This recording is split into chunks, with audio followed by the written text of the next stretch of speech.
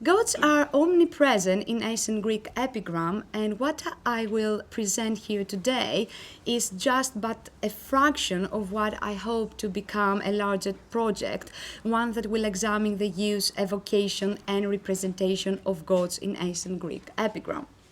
To be more specific, today I will focus on the development of the motif of a woman's comparison, mainly of the female beloved, with Aphrodite in epigrams. As we shall see, the motif has an exciting life story because there is great flexibility in its reuse, a feature which is apparent in the way that the later epigrammatists employ the goddess Athena to give new life to the inherited material, and its use is influenced by a variety of factors, religious, political, and intrageneric. So, it is first in the Homeric epics where one finds the idea of a woman being praised through the comparison to Aphrodite, and you can see handout number 1 for the relevant formulae. If one looks back to the poetic tradition, it becomes apparent that the poets of the archaic and classical era varied this motif in a restrained way, that is, always maintaining the gap between mortals and gods. I will refer to characteristic case studies. In Sappho fragment 96 lines 4 to 5, Athena is praised as resembling a goddess, and this is handout number 2A.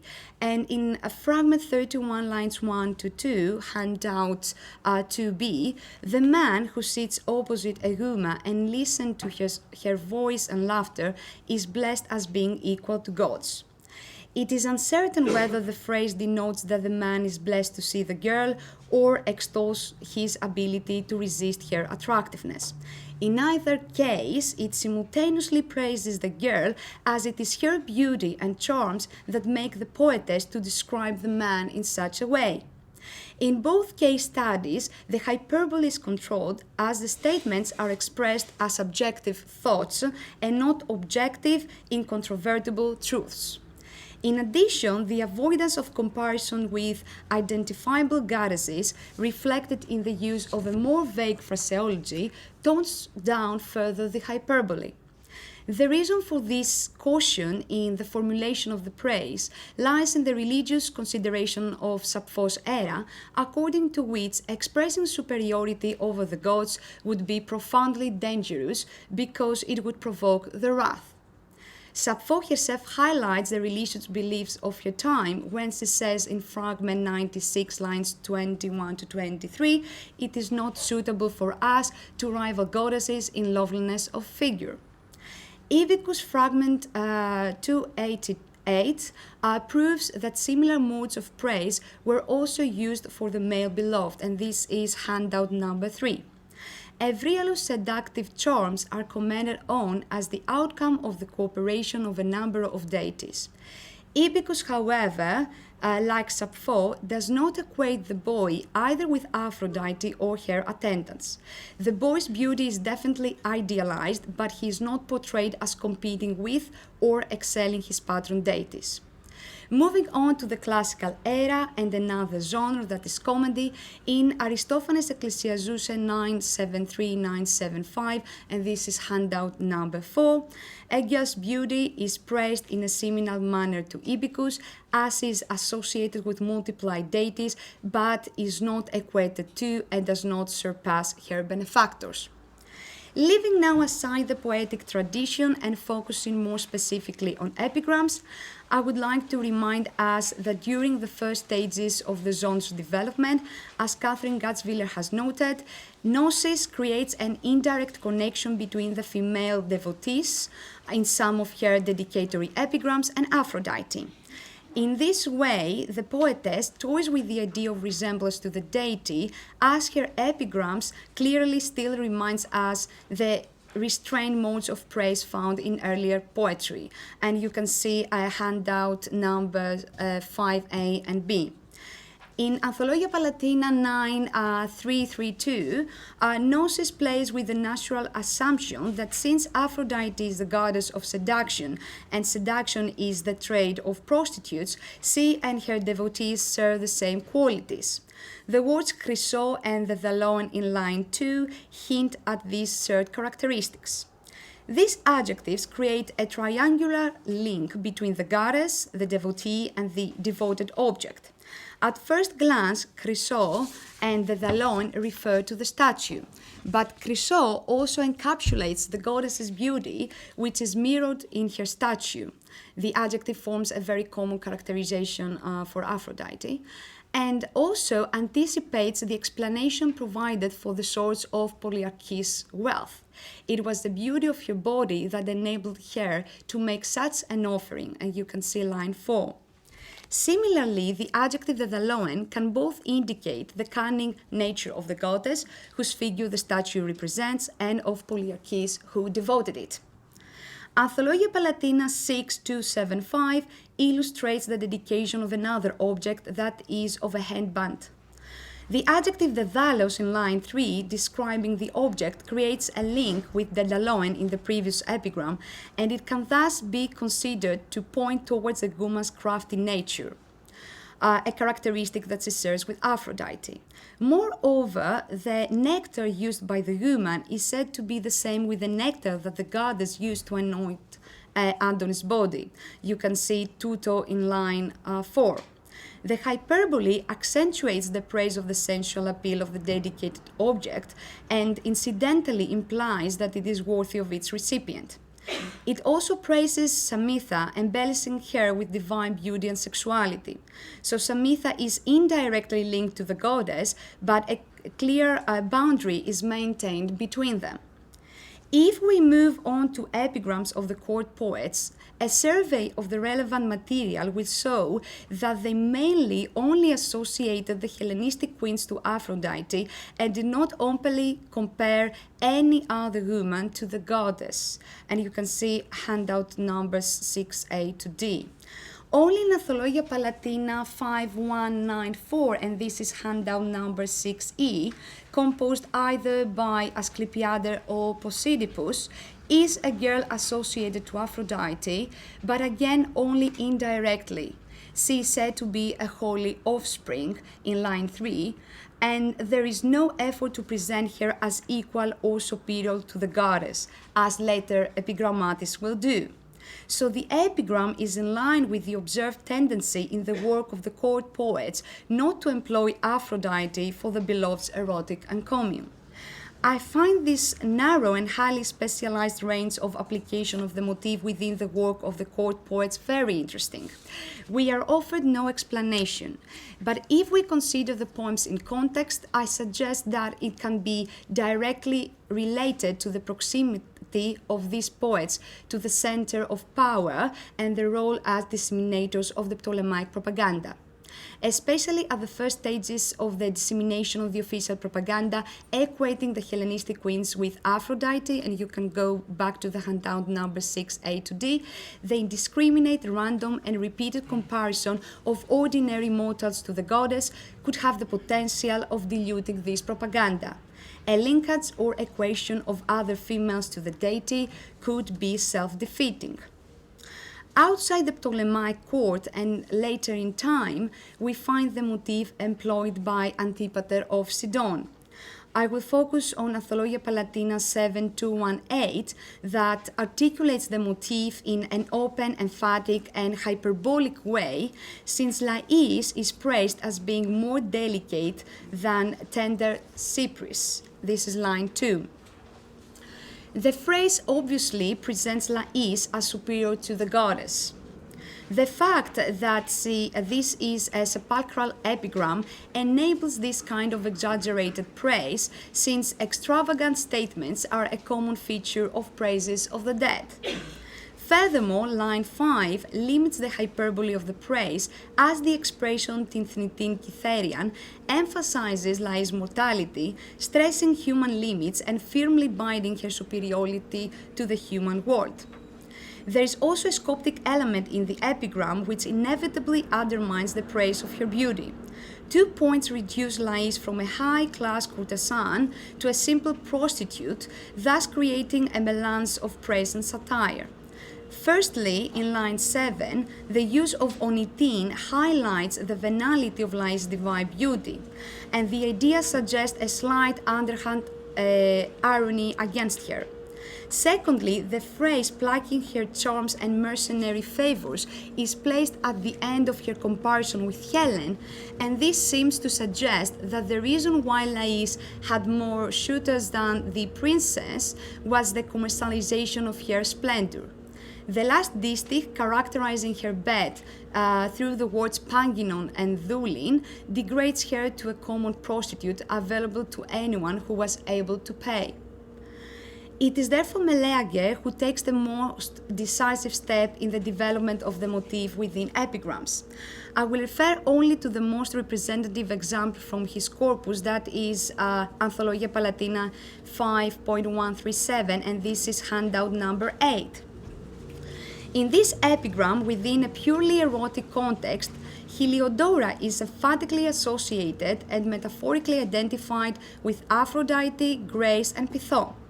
The lover's toasts in lines 1 to 2 acquire a special meaning, which derives, as I would like to suggest, from their form that imitates official cult titles.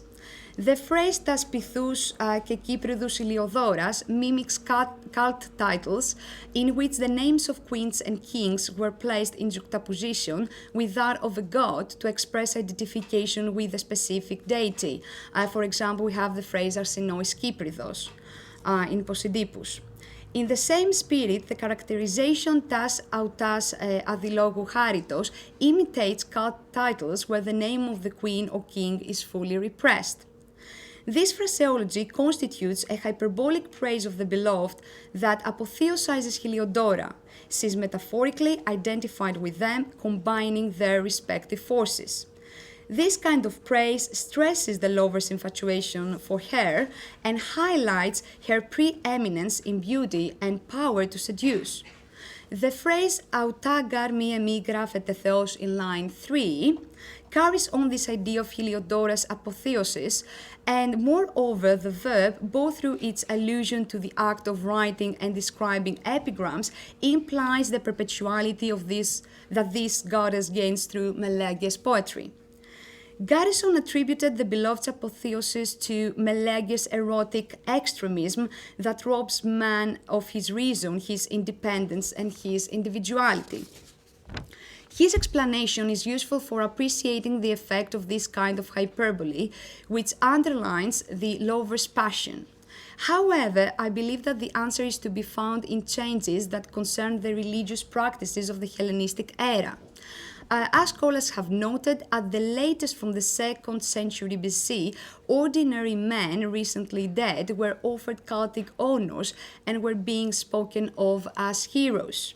For instance, the citizens of Amorgos, established at the end of the 2nd century BC in honor of Aleximachus, who died at a young age, monthly public contests that started with a sacrifice in front of his statue and were followed by a public feast.